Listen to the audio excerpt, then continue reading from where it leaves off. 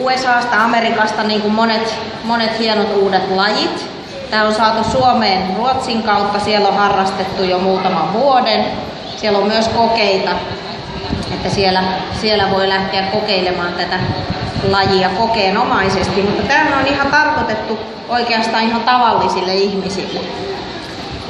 Tässä on se jännä juttu niin kuin moniin muihin hajulajeihin verrattuna, että esimerkiksi jäljestys ja ihmishaku, niin siinä etsitään ihmisen hajua, mutta tässä etsitään ihan muita hajuja.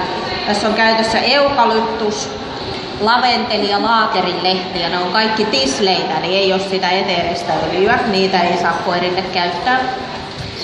Mutta tässä on jännittävää se, että sitä voi etsiä 4 erilaisesta ympäristöstä, eli on tosi paljon vaihtelua niissä treeneissä.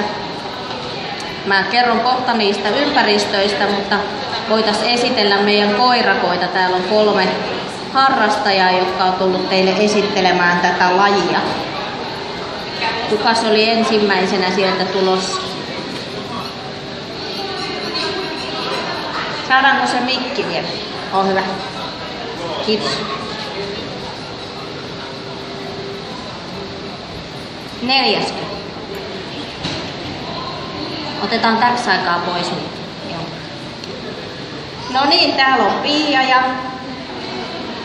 Pia ja Rölli. Haluatko kertoa teidän Nosework-harrastuksesta?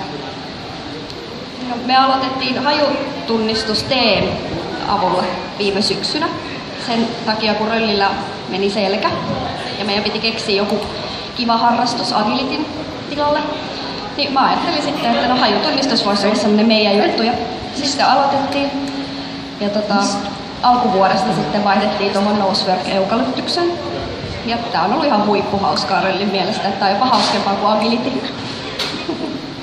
Hyvä, kiitos. Kohta pääset treenaamaan, joo. Kukas seuraavaksi tulisi kertomaan vähän lajista? Ota hetki ajan. Nemo.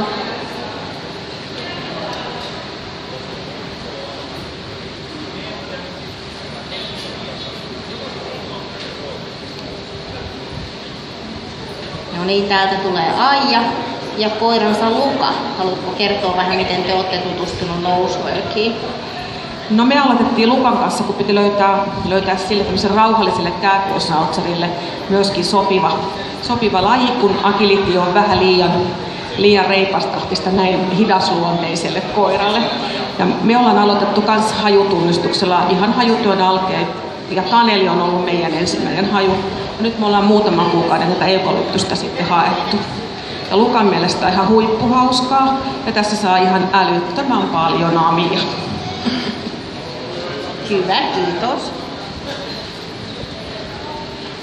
Meillä on vielä Liisa ja Emma.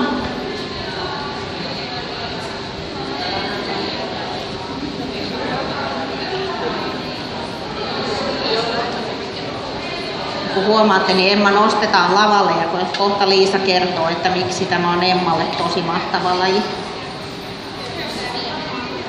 Joo, eli mä olen Liisa ja tässä on Emma. Emma on 8-vuotias ja tämä laji sopii myös hänelle, vaikka hänellä on ollut siis erilaisia selkäongelmia, ihan päälliterveytyräkin. Mutta Emma on harrastanut aina kaikkia hajulajeja ja sitten edelleen sairastumisensa jälkeen pystynyt jatkaa sitten tätä. Emmakin etsi aluksi teetä ja sitten Emma saa etsiä kantarelle ja lisäksi Emma osaa myös etsiä ihmisiä heidän ominaishajunsa perusteella, eli sellaista ID-järjestystä harrastaa myöskin. Kiitos. Kovasti olisivat koirat jo innokkaita, että eikö pääse hommiin. Kiitos. No niin, tämä laji siis tosiaan sisältää 4 erilaista osiota. Mä kerron ensin laatikkoetsinnästä, joka on tosi kiva permeistöä tarvitaan, jossa on 1 pahvilaatikon, niin tässä on ainut mitä tarvitaan. Ihan pahvilaatikot riittää. Meillä on nyt monesta eri syystä, niin tässä on muovikoreja. Ne on helppo pestä ja on tälleen treenimielessä hyvät siinä käytössä.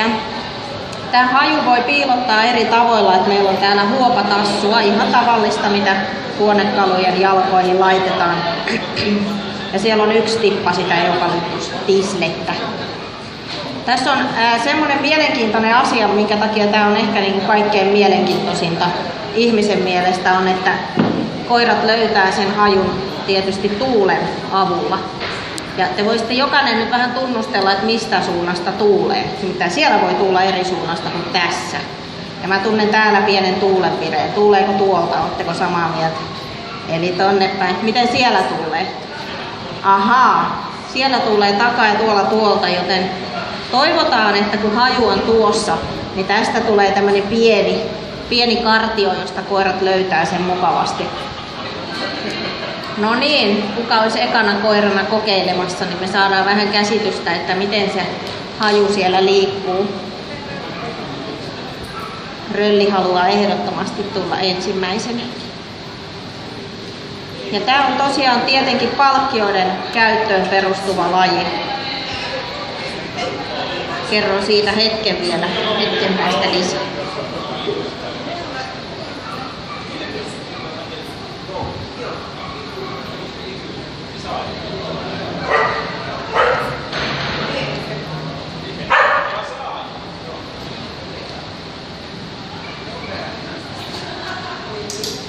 Niin, Rölli kertoo siis istumalla, että nyt se löysi sen. Se haistaa ensin ja tutkii, että mistä se haju tulee ja sitten sen jälkeen se istuu. Sitä kutsutaan ilmaisuksi ja se ilmaisu on tässä kutakuinkin vapaa.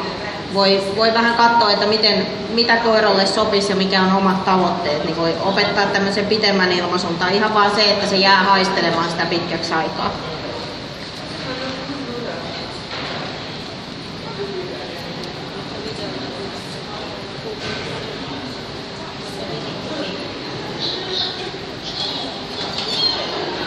Ehkä opportunistina ajattelisi, että olisi tosi kätevää, jos se olisi vaikka ensimmäisessä, niin saisi nopeammin palkkion. Jaha. No niin. Hienoa, hyvä Luka. Niin koulutusmenetelmistä vielä kerron, kunnes Emma pääsee lavalle. Luka ei tahdo lopettaa, tämä ei ole yhtään tavatonta tässä lajissa. Eli se perusperiaate on siinä tietenkin, että se haju yhdistetään jotenkin palkkioon. Sitä voi tehdä eri tavoilla, vaikka hajuerottelun kautta purkeilla, tai miten vaan yhdistämällä ruoka ja haju yhteen. Tai muukin palkkio toki käy. Siinä on monia erilaisia tapoja opettaa.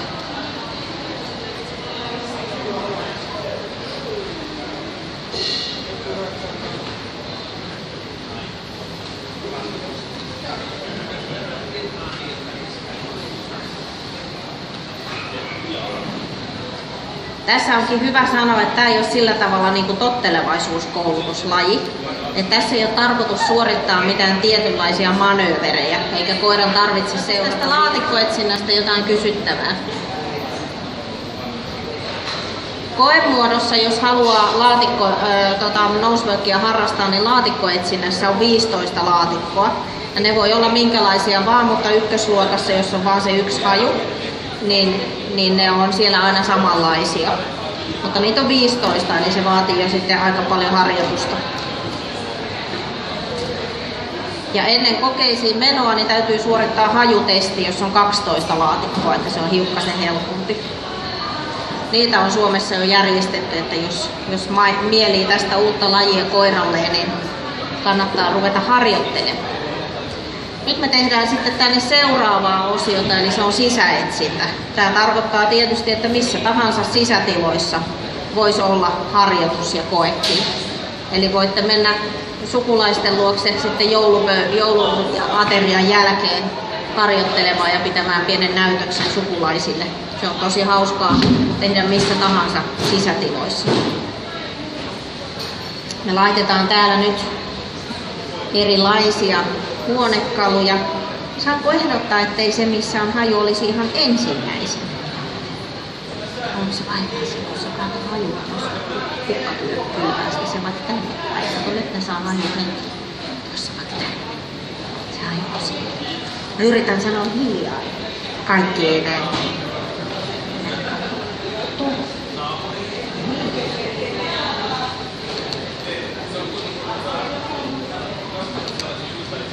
Haluatko sitten Pia ja Liisakin niin ohjata koiraa vähän, jotta ne haistelisipa nämä kaikki huonekalut? Ja.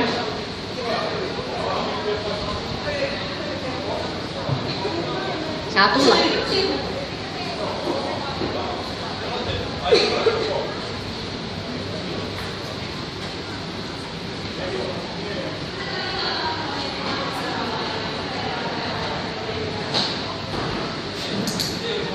Niin, hyvä. Hienosti. Vähän hankalassa paikassa tuo. Sitten näin päin niin ei putoa lavalta, kun se olisi ikävää.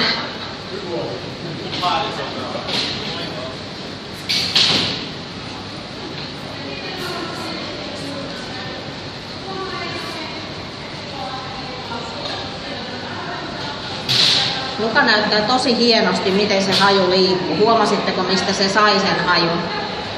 Otapa, että se tarkentaa nyt, mistä reiästä se tulee. Mä oon saanut asiakkaalta lahjoituksena toi ja mä olin tosi iloinen. Mä heti pistin sen paloiksi tuon kukkatelineen ja siellä on reikiä, niin saa laitettua eri korkeuksille se haju. Hyvä. Hieno poika. Tässä Aija päästää aina Lukan irti. Hän on tottunut semmosiin systeemeihin, mutta kokeissa ne on suureksi osaksi kiinni koirat ihan turvallisuussyistä. Että sitä kannattaa harjoitella. Luka on taas sitä mieltä, että lopettaminen on tosi tyhmää. Näin kivaa se on. Sitten Kertun vuoro. Emma. Hänellä on 2 korkia, mennä sekaisin. Anteeksi.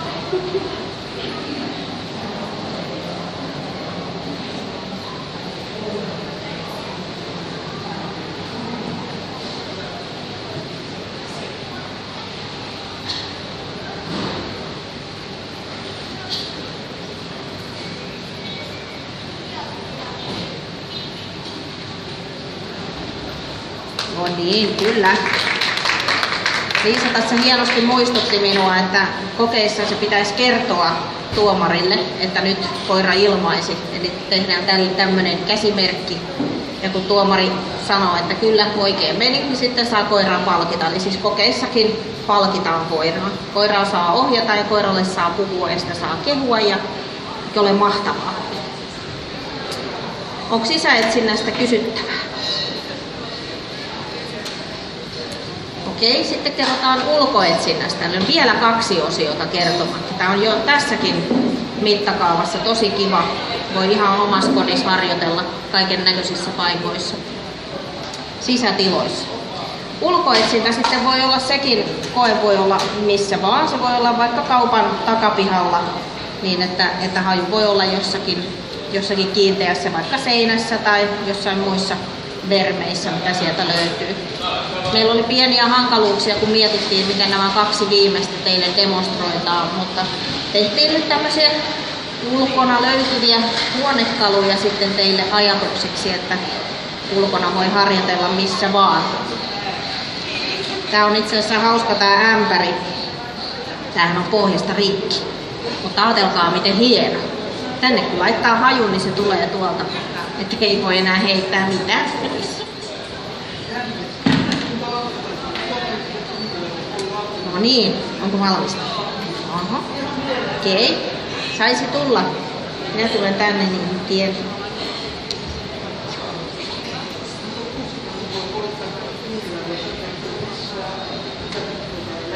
Hienoa, Pia seurasi hienosti koiraa. Ja se oli helppo.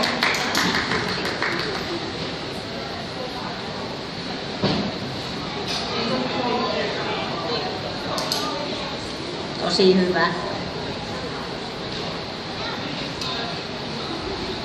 Tulee semmoinen tuulenvire, että se varmasti tulee näille tienoille toi haju, että tämä on koirille hyvin helppo tilanne, vaikka me kuviteltiin päinvastaista.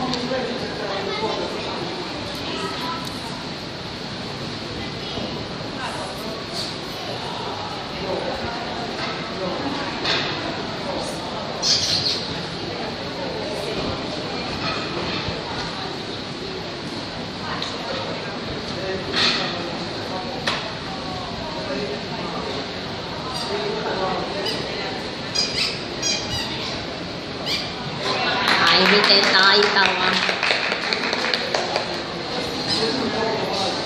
Oikein hienosti.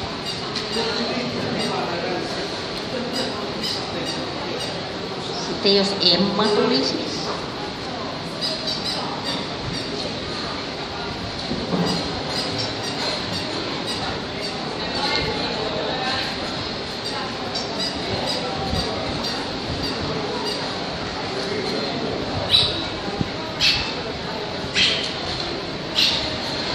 Emmankin nenä johdatti se melkein suoraan tuonne, mutta se pitää vielä tarkistaa, että onko nyt varmasti. Koirat tekee usein tämmöistä, että ne löytää suunnilleen missä se on. Sitten ne käy ihan ulkona sieltä hajualueelta ja tulee suorintatietä. Eli silloin ihan tarkoituksensa sillä, että ne menee välillä pois sieltä hajupilvestä. Emma kertoo meille, että se menee myös tonne alle tuohon. Jaha. Sinne se menee. Tämäpä tässä on kaikkein jännittävintä.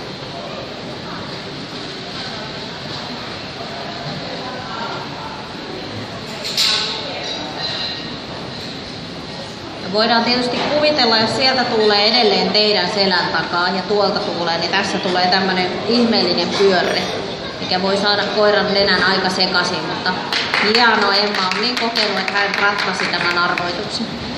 Tosi mainio. Tuliko iso palkka? Hienoa. Okei, onko ulkoetsinnästä jotain kysyttävää? Eikö näytä hauskalta? Käsi ylös, kenen mielestä on jännittävää? No niin. Sitten meillä on vielä yksi osio, jota on täällä todella hankala demonstroida. Se on ajoneuvoetsintä. Ja sehän tarkoittaa sitä, että koira etsii ajoneuvojen ulkopuolelta sitä hajua. Eli ei tarvitse moottoria tutkia eikä sisätiloja niin kuin tullikoirilla. Mutta se on todennäköisesti hyvin alhaalla, koska säännöt sanoo, että haju saa olla pienimmän koiraosallistujan kuonon korkeudella. Eli jos siellä on pieni kaniinimäyräkoira, niin se haju on renkaissa. Ison koirien kohdalla niin se on hyvä opetella jo heti, että ainakaan ylös ei tarvitse mennä. Mutta sitä me ei täällä oikein pystytä demonstroimaan. Meillä oli edellisessä näytöksessä, tuossa oli joku jättänyt polkupyörän, niin hetken huutelin, että kenen pyörä, ja kun ei kukaan vastannut, niin laitoimme sinne sitten hajut. Tapasin sen ihmisen myöhemmin ja kiitin kovasti, että se todella voi olla minkälainen kulkuneuvo vaan. Mutta kokeissa on maksimissaan se 3 ajoneuvoa siinä ykkösluokassa. Ja siinä se voi olla tosiaan aika alhaalla se haju.